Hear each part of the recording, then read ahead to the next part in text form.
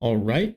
Today we're going to be talking about permissions in Android land. So without any further ado, let's just get into it. There's not going to be a lab for this video just because there wasn't one in the course and I couldn't really find something that was super relevant, but we'll probably call back to this at some point in future labs. So just keep that in mind as we continue.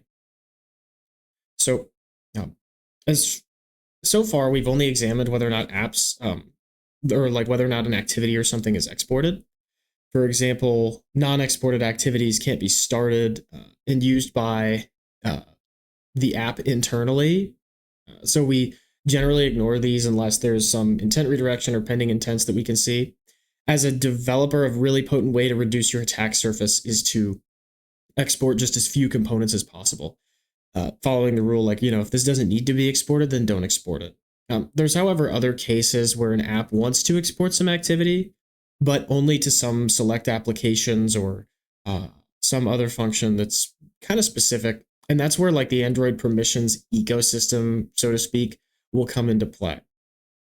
So the first thing we're going to talk about are like kind of the types of permissions. I'm just going to cover normal and dangerous permissions, but there's other types here that you can see on the right. So for normal system permissions, one thing we saw back in the intents video when we were messing around with the internet permission, we had to declare that in the manifest to the Android operating system in order for our app to be able to access the internet. The thing to keep in mind here is that not all permissions are made equal. Some will require user permissions or the users to sign off on them. Other ones won't. For example, normal permissions are defined in the documentation as those that allow access to data and actions that extend past the sandbox of the application while still presenting little risk to the user's privacy and the function of other apps. So for this reason, the Android operating system will automatically grant those permissions when an app requests them without asking for the user's approval, but a user can still turn those off by just going into the settings. So when you're making a malicious app for a proof of concept or for some bug bounty and you're sending it forward to your clients so they can, remediate the issue, whatever, typically consider any permissions as, in the category of normal to be fair game and assumed feasible because they're going to be applied when the application is installed.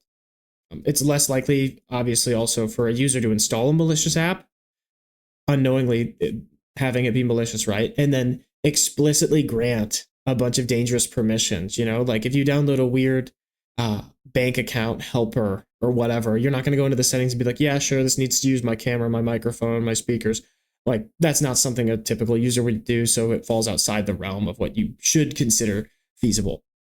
Dangerous permissions are described as permissions that grant the requesting application access to private user data or some level of control over the device that can negatively impact the user. So think about, access to the camera and microphone, access to external storage, access to the contacts, things like that. They're often presented to the user and require manual confirmation before the app will actually be able to use those permissions. So as a developer, when you make that app, you'll have to prompt the user for it. And when we talk about the security boundaries of permissions, I'll try and get through this quickly because it's a little bit boring. But most of the time when we're developing these proof of concept apps, we need to know where the security boundaries are, but that just means understanding what kinds of permissions can be considered reasonable for an attacker app to have. This isn't a super easy question to answer because it kind of depends on the target, right? If you want a realistic threat model, you need to understand what kind of permissions the app is requesting. For example, if you find a vulnerability in, let's say, an app that's like a music player that, you need to have some kind of normal permissions to access, that's fine. But if you find an exploit in an app that requires, like access to specific health data or contacts or the microphone and camera, and your malicious attacker app has to also request those permissions in order to exploit a vulnerability, then, it's not really going to be considered to be as high impact, high severity. So the less permissions that is required for you to perform the exploit, the better off you're going to be. This makes sense. Less complexity in your attack chain means higher severity. It kind of maps back to CVSS scores and things like that. So an example we could draw from is like, think about an app that uses the install packages permission to install other apps. It's like a library manager or something. let's say it uses an exported activity to take an intent with a link to an APK, and then it downloads that APK and installs it to the device. A malicious app in this context would just have to send an intent to the app that installs a malicious APK, and there would be no additional permissions required. It would be straightforward, and the real the way to mitigate it would just be to lock up that improperly exported intent. However, if the same app requires the sender of that intent, so our malicious app, to have the manage external storage permission, that's fairly high up on the chain of permissions. A user has to go into the settings and manually enable that. So in this case, you wouldn't really assume that a malicious app can easily get access to this, permission. But to give credit where it's due, right? Like, the ability to install their apps is still very sensitive. So the argument could be made that because managing external storage is less sensitive than installing packages, that there is some severity there, because that is a vertical escalation of the app's capabilities. It would be less severity than if the attacking app didn't require any permissions, and that restriction does greatly limit the impact of the finding, but that jump is still a valid issue that you could argue for. And then it would really just depend on kind of the threat appetite or risk appetite, whatever you want to call it, of the owners of the application, right? What they think is reasonable. But a big part of that and what they believe is reasonable will come down to how you're communicating it to them. So make sure that you're kind of, when you're explaining findings related to permissions, that you're, especially when it's on an edge case like that, that you're being very clear and that you're kind of defining it in their terms, like, just so that they understand the impact to the same degree that you do. And maybe you might not agree on it, but at least you can try and communicate it as best you can. So anyway, in general, try to make it so that your attacking app requires less permissions, but if you need permissions in your attacker app, at least make sure that the permission you're taking advantage of is of like a higher, risk, or, a more sensitive permission than the one that your app requires. You can protect components with permissions. This makes a lot of sense, right? This is what the use case is for permissions. So when you look at the manifest, even if the activity is exported, it may still have a permission configured that's required to call an activity. So one example is like this bind job service. This lets the system bind to the application's task service, right? Whenever you see a component, whenever you see a component with a kind of permission attached to it, make sure you understand what that service is actually doing. In this case, the bind service is used in the work manager feature of Android. It schedules jobs to be performed by the operating system when it's time to execute the task that the system connects, or when it's time to execute this task, the system connects to this, exported service here, the system job service or whatever.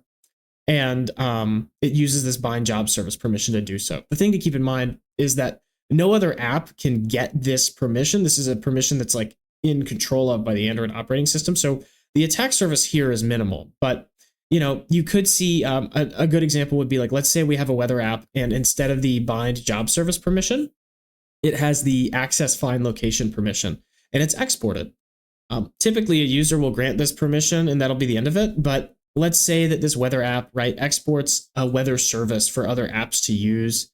Like, I don't know, if you're planning a trip or something, and it's like, oh, it's going to be raining that day. Who cares? Anyway, if that weather status data includes the location of the device, that could be a vulnerability for other apps who could then query the weather app and get the user's location without actually needing the access find location permission. So to mitigate that vulnerability, you would need to make it so that the calling apps would need to have that access find location permission in order to actually access whatever service you have exported. That way, there's no vertical movement or like there's no escalation of permissions when the attacking app is getting something. The only apps who can see the find location should already have access to it, and then it doesn't really fall. The responsibility then doesn't fall on the app developers. It falls on, really wherever else. The next thing, I believe, is custom permissions. So apps can create their own custom permissions. If you want to control which apps can start a certain activity within your application, you can declare a permission like this. So we have a deadly activity. And the only attribute here that's mandatory aside from, I believe, like the name, label, description. Protection level is always required. I don't think it always used to be, but it tells the Android operating system how users are to be informed, right? It's the same thing from a few slides ago. You'll say dangerous, normal, signature, et cetera, et cetera. And that determines, how the user can be, like how serious this custom permission we're making is. So something you might see is, let's say there's a custom permission that is on like a fitness tracker or something, and it lets other apps query to see what your heart rate is. You might, feel like that's sensitive, or let's just say that that's like, oh, that's big news. If I know your heart rate, I know if you're awake or not, stuff like that. Or like, I know if you have heart problems, like that's health data, sure. So if the Android, if the developers who made that custom permission misassign the protection level, that could be an issue, because then you'd have a pretty sensitive permission that, like, let's say this is set to normal in this example, right? That would no longer be like something that requires user interaction to access, and another malicious app could just call it up with normal, assumed permissions, and that could be pretty nasty. So, that's like misattributed stuff there. There's also, I wanted to kind of touch on protected broadcasts, but it's the same thing, right? You can protect services, you can protect broadcasts. There's also types of broadcasts and permissions that are unique to the Android core manifest. So like there's a few broadcast actions that regular apps can't send, but that's not really here nor there. The last thing is, we're just going to go through some common issues. So we've kind of walked through all these at a high level, but we'll go briefly over some of these issues. This list is based off of one that's provided on Oversecured's website, but I've made a few modifications to it because some of them don't seem like they're perfectly up to date. The first one is kind of what I just touched on, which was poorly attributed protection levels. So you make a custom sensitive permission, and then you assign a protection level that doesn't really align with that. That could obviously cause issues, right? A flawed ecosystem assumption. So this is like, let's say you have two applications that are designed to be installed together. I can't think of a lot of good examples of this in the real world right now, but a good example might be, two Adobe applications on your phone, or, like Facebook and Messenger or something like that, where like it's two apps that are usually installed at the same time and they fill slightly different purposes. But the point is that let's say that one of these apps acts upon that other app's activities and permissions.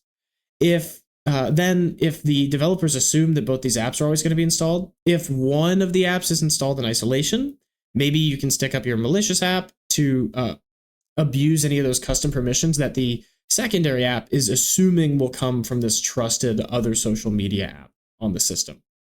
So it's kind of like when we were calling intents or hijacking intents, where you just kind of stick up your intent filter and make it appear as though you're the correct place for that to be going. The next one is typos in declarations. So like these could be permission names. I don't think the permission types are as common as they used to be, because newer APIs for Android require the protection level to be set. And I think in previous versions of Android, when you either didn't include the permission level or misspelled it, it would just assign it to normal, which seems like an oversight. But now it's required. You can't really push an app without it. So I'm not really sure how relevant that is. The other thing would be typos in like the declaration of a component. So using uses permission instead of permission. Do I have examples of that here? So yeah, like right here, if this was uses permission instead of permission, that would let like a third-party app still access the component, maybe without this permission, depending on the context. The last one here is insufficient protection of permission. So that would be like an instance where a permission is, let's say a permission is robustly defined in the manifest, but it's accessed in a way that doesn't really protect the permissions. Think of an app that can read context, but it has an exported provider that can be used to then dump those contacts by just sending an intent to it with certain fields. The issue isn't really that the permission is poorly made, right? But it's the fact that it's not isolated in the activity where it's used. And so another app could basically gain those permissions in an alternate way. There's also a really interesting talk from DEF CON 30 that I'd recommend going and taking a look at. And it's about like bypassing Android permissions. It's only a couple years old, so it's fairly new and recent. I would highly recommend going and checking that out. But this is all I have planned. Again, no lab for this, but we'll touch on some of these topics in the near future as we're going forward. So that's all we've got. Thanks for watching.